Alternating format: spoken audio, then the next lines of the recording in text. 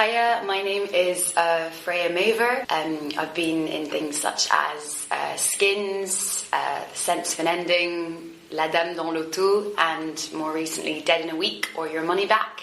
And you are listening to Kneel Before Pod. Kneel Before Blog presents Kneel Before Pod.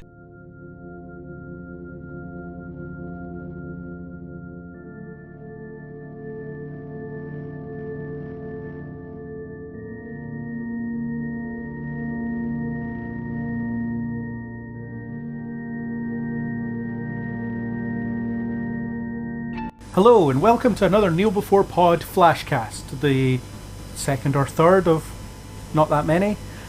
Here today we are going to talk about the recently released Avengers Endgame trailer.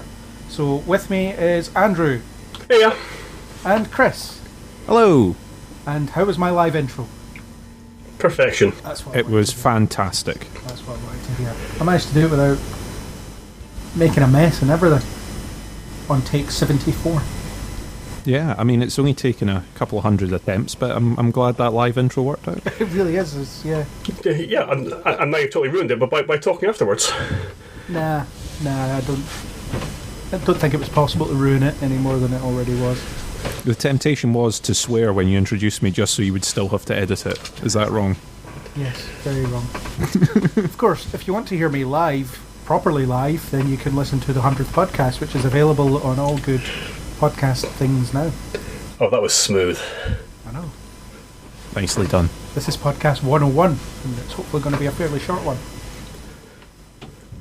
So, Avengers trailer, should we ring a spoiler thing at the moment, just in case people haven't seen Infinity War and are for whatever reason listening? Oh, go on then, it's good to be thorough. Yeah. Best not to anger people that might have stumbled across it and be like, you spoiled the whole trailer for me. Avengers Assemble! Okay, now we're free to talk about the Endgame trailer. Endgame, which is the title after waiting nearly 8 months or so to have it confirmed. It's one of the titles that they said that it wasn't going to be. So that's fun. Yeah. Well, that's one of the problems with you see a lot with people making comic book films is when the public successfully predicts something that they want to keep secret, they just end up kind of lying and saying, oh yeah, no, that's not it at all. No, you're totally wrong. And then when it actually gets revealed, they're right. They're like, haha, I fooled you. Like, no, you didn't. My thinking was that I didn't really care what the title was going to be. I was just going to see it anyway. We could have called it Avengers 4 for all I care. Yeah, I don't know why there was all the secrecy around the name, because all these names are kind of generic anyway. Yeah.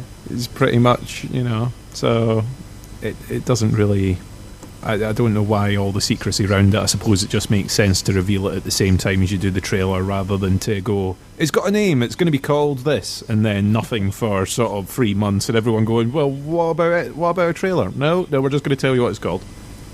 I still think the trailer should have just been the dissolving at the end of Infinity War, like an edited version of that. I think that sells it well enough. Yeah. Well, that would certainly have worked just as well, because actually reliving that ending is going to make somebody as hyped for seeing what's going to happen next as anything that they could have shown in a trailer of new material. Yeah. And then, of course, there's the possibility of giving too much away in trailers, as they often do.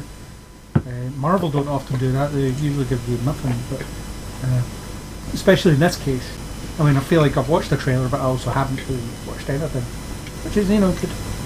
It's teased exactly what I wanted, and it's not giving away any of the stuff that I don't want to know. I kind of hope that they keep it at this level. I think this should be it.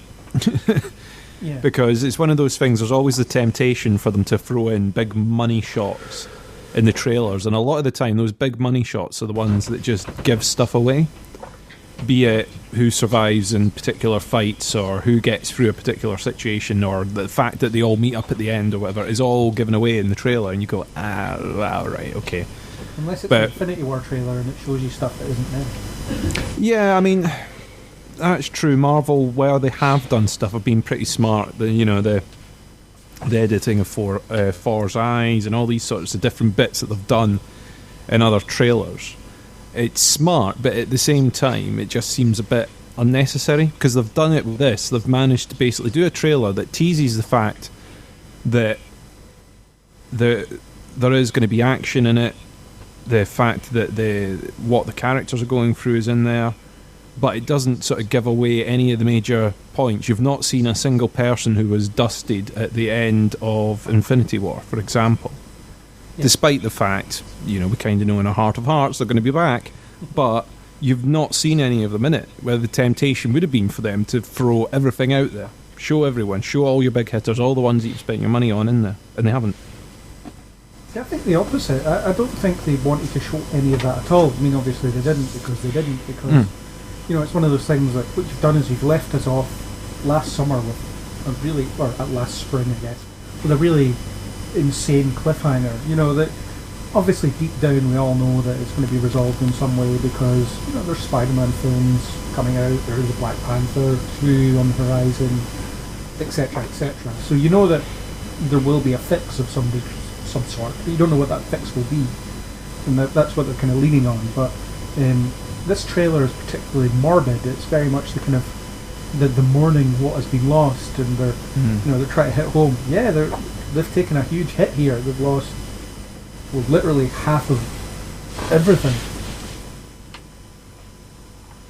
Well, and I think that's actually a pretty good tone to strike because that's pretty much the stage that the audience is still at regarding the series as well.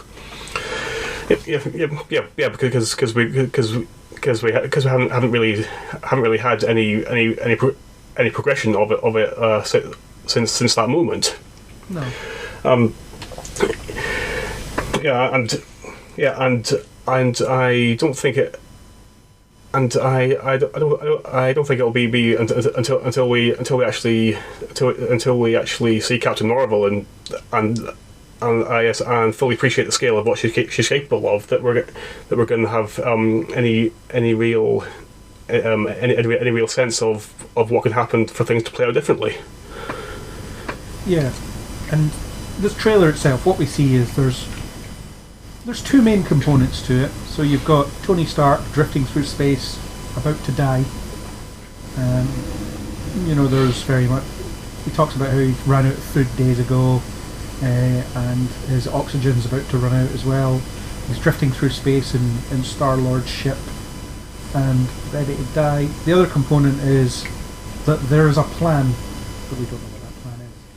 But so I think we should talk about that kind of first component. So you've got Tony Stark, feeling pretty morbid. He's ready to accept death. I'm not sure. I mean, obviously, the film will probably tell us, but I'm not sure why he isn't able to just use the Milano to fly faster than light, like it can do. I'm going to presume a bit of battle damage. There was a hell of a fight on that planet, and there were meteors that were brought down from the sky. So let's go with battle damage, but. Yeah, I don't know. There'll be. Know where the warp drive button is. I don't know. Well, my thing is, he was left with Nebula at the end. Yeah. So either Nebula's disappeared off, went, I'm going to do my own thing. He's won. Thank you very much. I'm off. Yeah, or she's shown in the Milano in the trailer. She is shown there in the trailer, which means that there is someone that knows how to fly that ship there. Yeah. So it's not that he doesn't know how the buttons work or anything. So there's got to be damage, I would think. Plus, he's Tony Stark, and Star-Lord can fly it.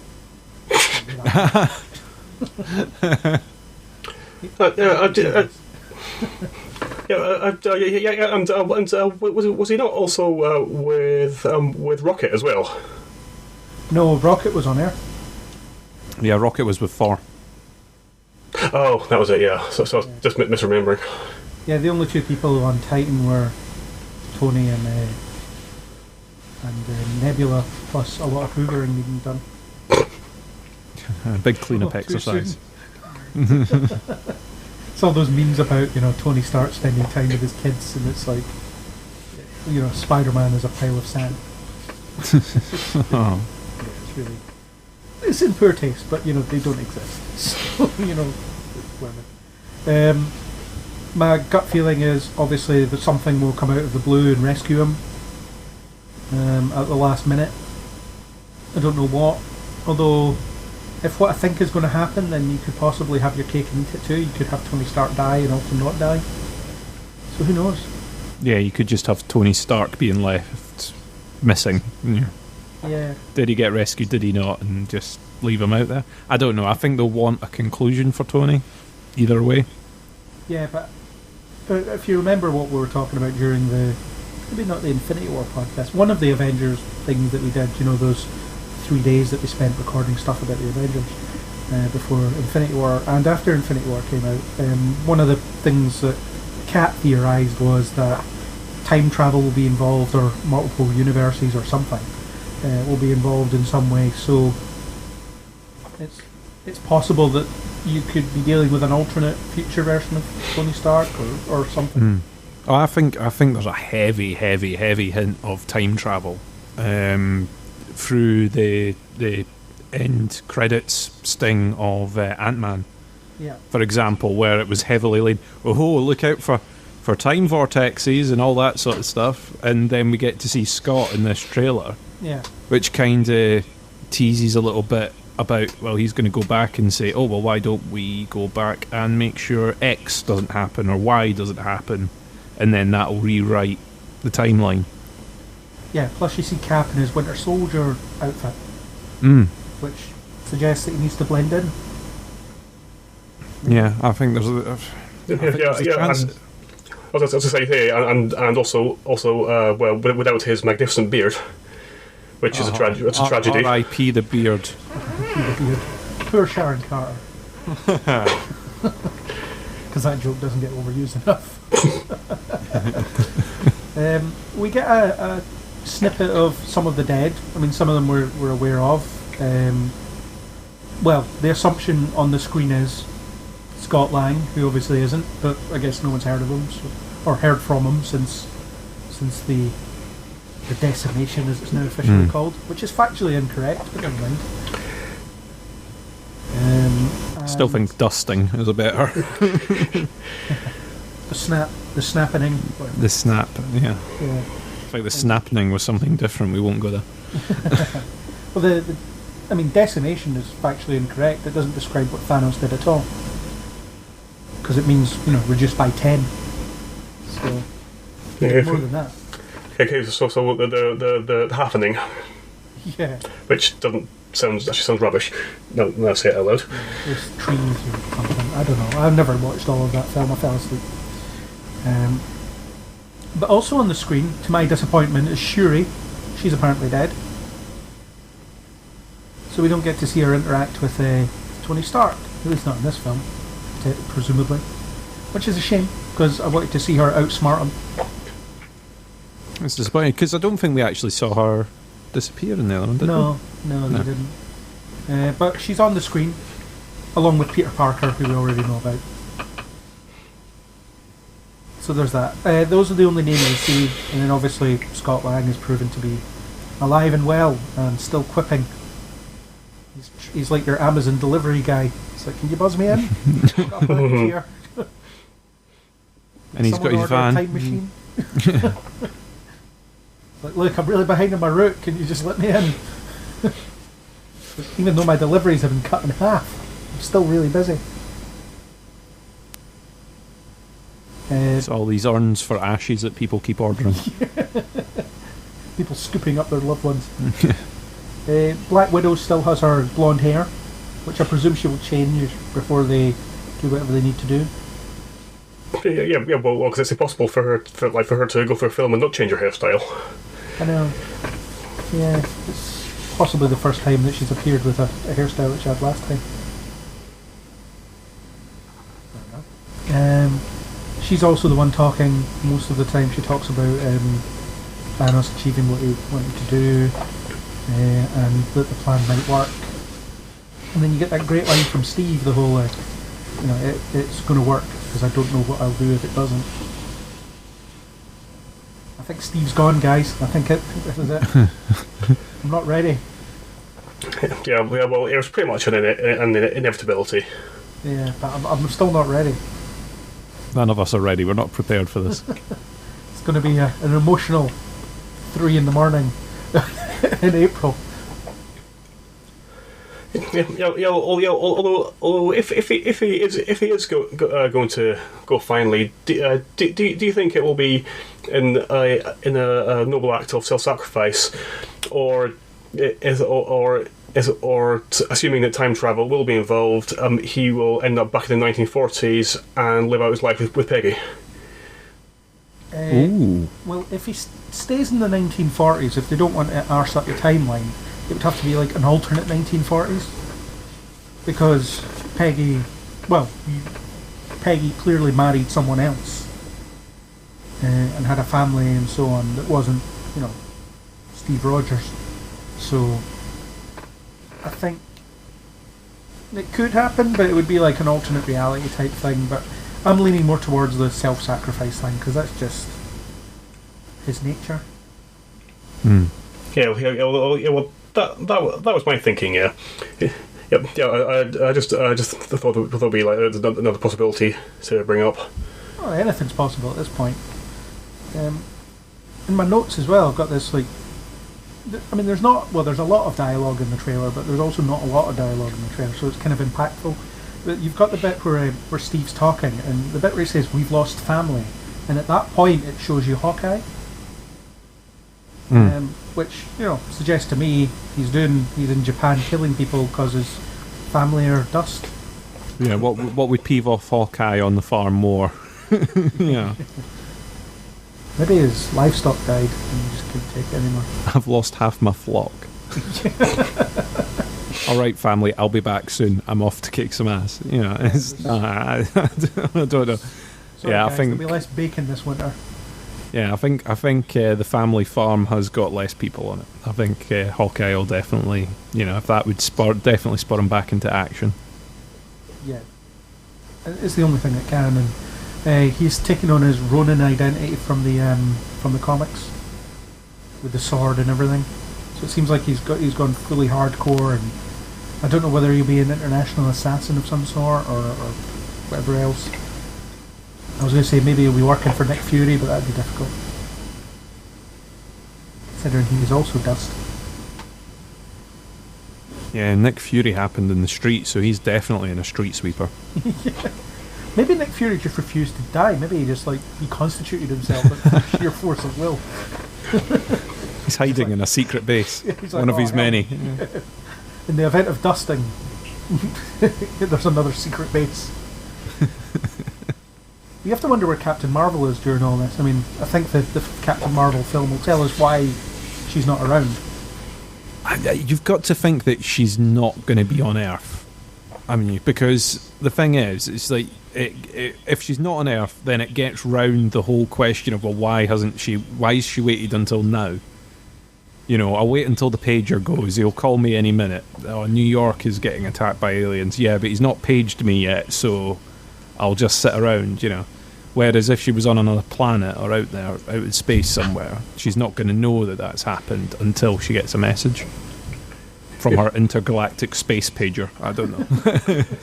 That is kind of a flaw in my plan, that it's potentially an intergalactic space pager. But we've seen weirder things in this universe, so yeah. Also, she could pick up Tony on the way. He could, thumb a lift. Yeah. Yeah. She just stumbles across him. Why not? I mean, the universe isn't that big. People just bump into each other. The other option for Tony rescue is Korg. Just saying. Oh yeah, he just troops along. It's like, hey, I'm just gonna head to Earth. Want to come? Yeah. Yeah, I'd love that actually. Just this deeply emotional moment. Tony's vision blurs as he's about to pass out.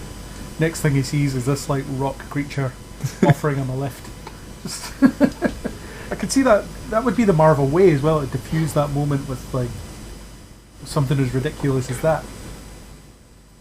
Yeah, it's going to be either that or and we're running out of air and food and water and I'm going to die soon, and it's going to cut to Nebula going, I can breathe in space. It's whatever. Just to diffuse all. I didn't. Yeah. I'm sorry to hear that, but just to let you know, I'm Yeah. fine. I'll take care of your corpse. You're welcome. Well, the good thing is, since there's no air, you won't stink. You know, there's all these things that are just not helpful. She is not a very nice person, is Nebula, so I could see her being that cutthroat. Yeah. Anything else to say about the trailer? It's not a very long trailer. There's not much else left to say about it. From my end, anyway. I can't think of anything else that... No, I think it's... Yeah, I think they've pretty much covered all of it. So let's start with frame 1. Let's not do that. There's a million videos out there where you could do that. I was about to say, if we have missed your favourite talking point, you can add it to comments and discussion on the website or whatever post you saw this on. Or, do you know what? There are tons of videos out there that manage to make about an hour and a half's worth out of this trailer. I think we should avoid doing that. I think so. Yeah, so April 26th, I believe, is the day. The day to end all days. Which makes that a Friday. My thinking is it'll be actually out on the 25th. I think it'll be a Thursday release, which makes it like a Wednesday on a Thursday midnight screening. I'll be there with bells on. And nothing else. And no one else will want to be in the screening. It's perfect.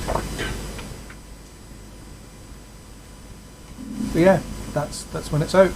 Exciting time. Can't wait.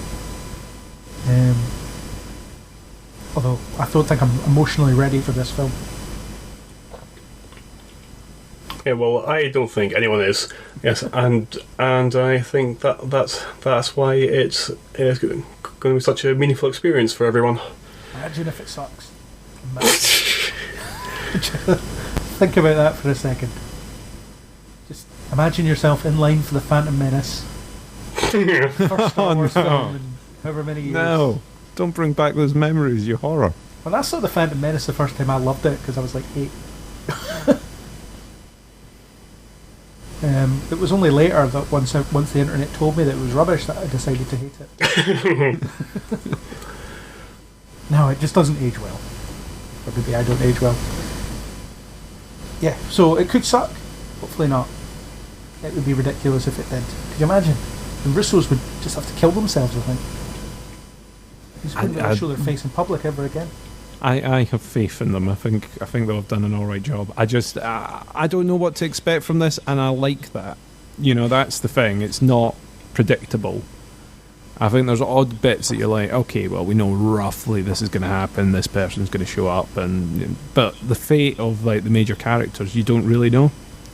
No idea. Which I think is a great way to leave it. Absolutely. Yeah, and that's one of the great things about it, because having that sense of uncertainty, particularly about major characters, is so rare. Yes, so and in the few times when it does happen, it's an experience to be cherished. Yeah. Yeah, in the modern era, you can walk into a film knowing exactly everything, beat for beat, what you're going to watch, and it sucks. I just hate that, you know. And I mean, I've recently started watching trailers again for the podcast, and you know, sometimes I'll go into a film after seeing the trailer and I'll be like, oh, I feel like I've seen this, or it gets to a point where it's like, I haven't seen that scene yet, and it's usually the last shot of the film, especially in Sony films. Damn you, Venom! Yeah, damn you, Venom! Just damn you. That film is the reason that Spider-Man's not coming back from his dusting. They're like, oh no, we can make good films, or at least films that people will spend money on, so we'll have him back now, thanks. So there's that. Anyway, on that note, any last things to say about the trailer? Any parts that I may have missed that you want to call out and talk about based on notes that you might have taken? No, I'm good. Yeah, I think we've covered it. Yeah, me too. So, snap. So that was our discussion of the Avengers Endgame trailer. Thanks to YouTube nstens1117 for the supplied music. If you like what you heard, then don't forget to hit that subscribe button on iTunes, YouTube, or any major podcasting app. iTunes users, please do leave us a star rating and a comment to let us know that you care. If you want to talk to us, you can find us on Facebook or Twitter under Kneel Before Blog, or you can leave a comment on kneelbeforeblog.co.uk. As always, we hope you'll join us on the next Kneel Before Pod.